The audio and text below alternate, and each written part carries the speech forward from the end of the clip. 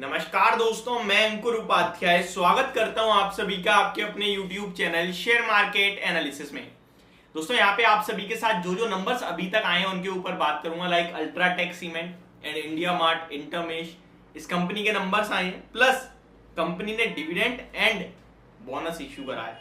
तो चलिए स्टार्ट करते हैं। प्लस एक दो नंबर्स और आते हुए दिखे जो इंपॉर्टेंट है, उनके बारे में भी आप सभी के साथ शेयर करता हूं। वीडियो को आगे बढ़ाते हैं बिना किसी देरी के। सबसे पहले बात करते हैं इंडिया मार्ट इंटरमेश के नंबर के बाद, उसके बाद अल्ट्राटेक के बारे में बात करेंगे एंड फिर देखेंगे कोई और के बारे में भी बात करनी है या नहीं करनी है। सबसे पहले इंडिया मार्ट इंटरमेश ने 20 रुपए पर शेयर का तो डिविडेंड दे दिया है शेयर होल्डर्स को। तो ये सबसे पहले आप लोगों को बधाई हो, गुड न्यूज है। एंड साथ ही साथ कंपनी ने बोनस इश्यू करा है 1:1 के रेशो में, यानी कि हर एक शेयर के सामने एक शेयर और आपको मिलेगा। एक चीज और बता दूं क्लियरली कि ये जो बोनस स्टॉक स्प्लिट होता है, ये केवल और केवल कंपनी के प्राइस को अफोर्डेबल बनाने के लिए होता है। इससे बाकी कोई फाइनेंशियल चेंज नहीं होते। यानी कि ये मत सोचना कि भैया एक शेयर और फालतू फ्री में दे रही है कंपनी।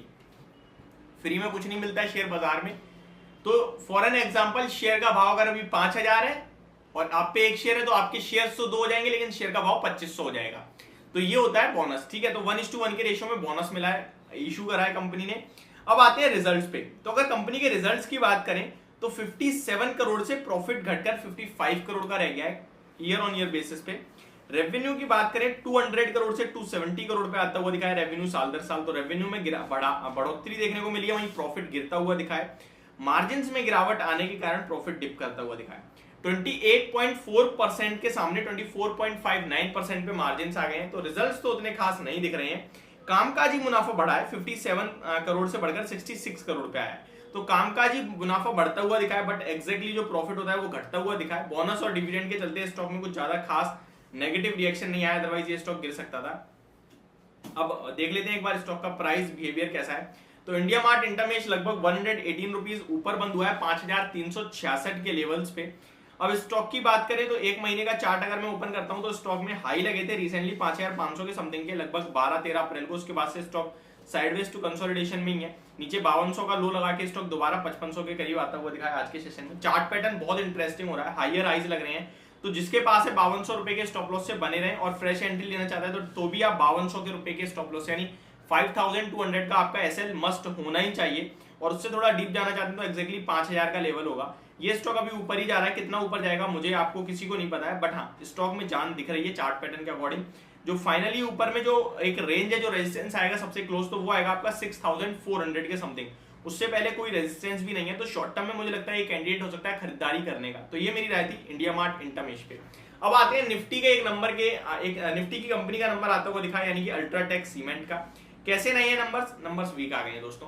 पहले हमने देखा दालमिया भारत कमजोर नंबर, एक्सेप्शनल लॉस था वो बात अलग है। उसके बाद हमने देखा अभी रिसेंटली कल के सेशन में एसीसी का आया, नंबर्स वीक। अब अल्ट्राटेक सीमेंट भी कमजोर नंबर पेश करते हुए दिखी है। अब सबसे पहले दो चीजें कि भाई अगर स्टॉक गिरता है तो क्या करना है, और फ्रेश एंट्री लेना चाहते हैं तो क्या करना है, इसके बारे में भी समझेंगे। कंसोलिडेटेड नेट प्रॉफिट कंपनी का 2620 करोड़ से घटकर 1666 करोड़ पे आया है। 32% की गिरावट है प्रॉफिट में। बाजार भी मान के चल रहा था प्रॉफिट कमजोर आएगा, लेकिन बाजार का अनुमान था 26% तक प्रॉफिट घटेगा, लेकिन यह 32% घट गया है। तो यानी कि मार्केट की एक्सपेक्टेशन से भी 6% ज्यादा डिप हो गया है प्रॉफिट साल दर साल, ये नेगेटिव हो गया है। रेवेन्यू की बात करें तो लगभग 15,502 करोड़ के सामने 15,800 करोड़ पे आया है। तो आय बढ़ती हुई दिखी है, बट प्रॉफिट घटता हुआ दिखा है।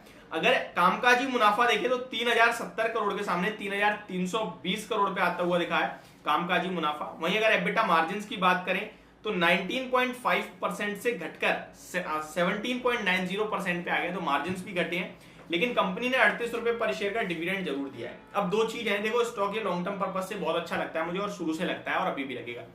इस कंपनी के बारे में एक ही चीज कहना चाहूंगा, अब ये स्टॉक इस रिजल्ट्स के बाद गिरावट दिखाता है, जो कि मे भी पॉसिबल है, हालांकि लग नहीं रहा ऐसी कोई ज्यादा बड़ी गिरावट आनी चाहिए, बट अगर कोई गिरावट आती है तो आपका स्टॉप लॉस तो होगा अराउंड 7000 रुपए का, और फ्रेश बाइंग की रेंज आपकी दोबारा होगी 7200 से लेकर 300 के बीच में। तो जिनके पास है बने रहे और उस रेंज में आए तो प्रॉफिट थोड़ा बहुत और फ्रेश एंट्री आप चाहें तो ले सकते हैं।